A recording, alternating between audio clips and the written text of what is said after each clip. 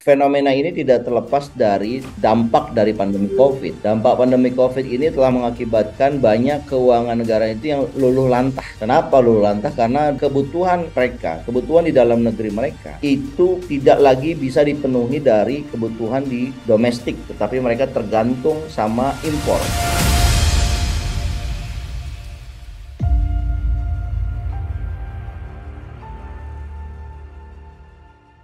Kita masuk ke tema ketiga kita jasa hari ini, mundurnya sebuah Perdana Menteri di Italia dan tentang mantan presiden Perdana Menteri atau Presiden Sri Lanka ya yang akhirnya keluar dari negaranya dan tanda kutip terkatung-katung nih di berbagai negara. Nah ini Bang, ini ada fenomena apa nih? Kenapa banyak ini yang kita angkat ya hari ini kepala-kepala negara yang mundur ya atau resign dari jabatannya? Ini seperti apa? Apa sebenarnya yang terjadi secara geopolitik internasional itu? Silakan Ya, Bang. kita akan singkat aja terkait ini. Ini ada satu fenomena ya, Bro Mustafa, Ya, bahwa sekarang ini ramai-ramai banyak pemimpin di dunia ini yang mengundurkan diri. Tentunya fenomena ini tidak terlepas dari dampak dari pandemi COVID. Dampak pandemi COVID ini telah mengakibatkan banyak keuangan negara itu yang luluh lantah.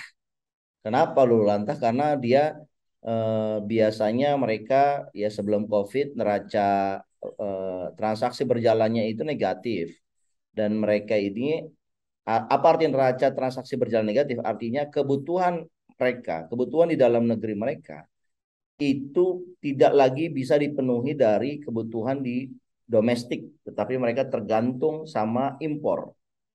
Nah, dalam kondisi seperti ini, ya pandemi datang, dan pandemi datang itu membuat mereka mencari jalan bagaimana bisa membiayai, mengobati pandemi, dan caranya adalah ternyata mereka printing money. Semua dunia melakukan itu dan akhirnya terjadilah inflasi besar-besaran. Ini yang kita hadapi sekarang. Nah, ketika dari pandemi kemudian masuk ke krisis ekonomi itu adalah kenaikan harga-harga, maka di sini negara-negara yang tadinya dari awal sudah memiliki defisit transaksi berjalan, ini makin mengalami kesulitan. Ya, dan saya kira itu terlihat mengenai ekonomi dari Sri Lanka.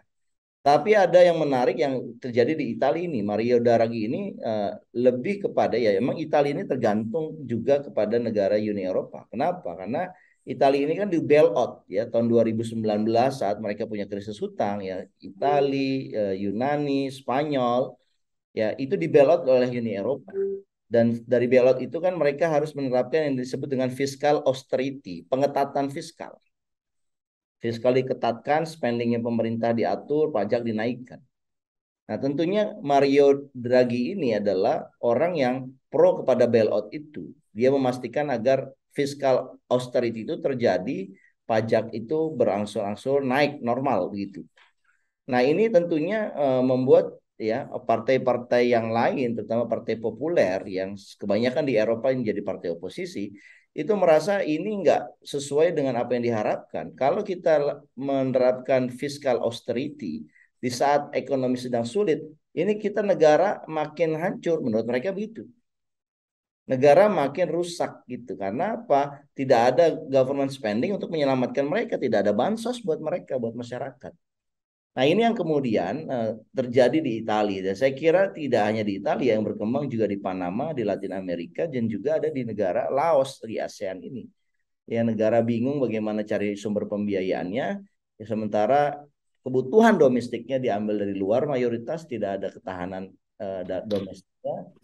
Ini eh, membutuhkan bailout dari negara-negara lain. Sementara bailout dari negara lain juga sudah mengalami hal yang sama gitu.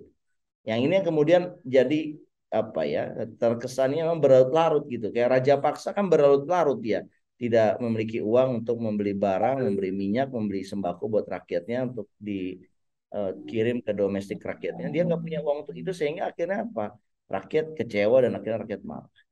Dan saya kira ini satu fenomena umum di mana negara-negara yang memiliki kerentanan karena kebutuhan domestiknya dipenuhi dari negara lain, maka negara itulah yang akan mengalami apa yang disebut dengan social unrest.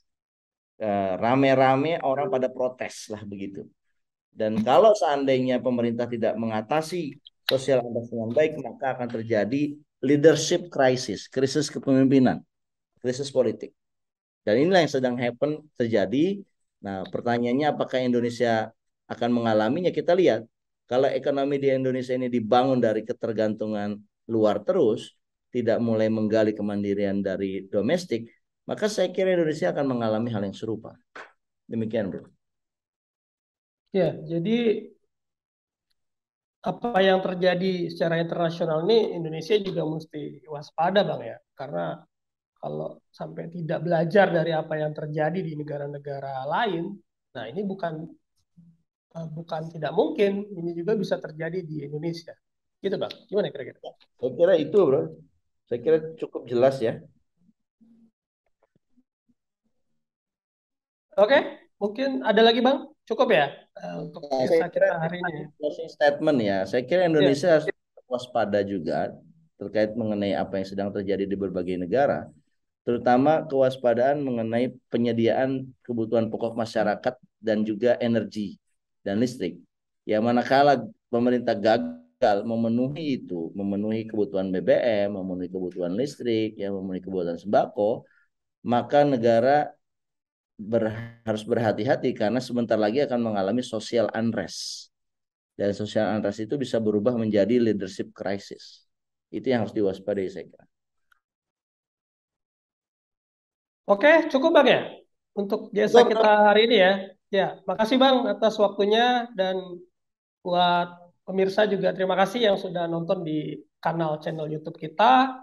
Saya mengucapkan terima kasih dan selamat weekend buat semuanya. Kita akhiri jasa kita hari ini. Assalamualaikum warahmatullahi wabarakatuh.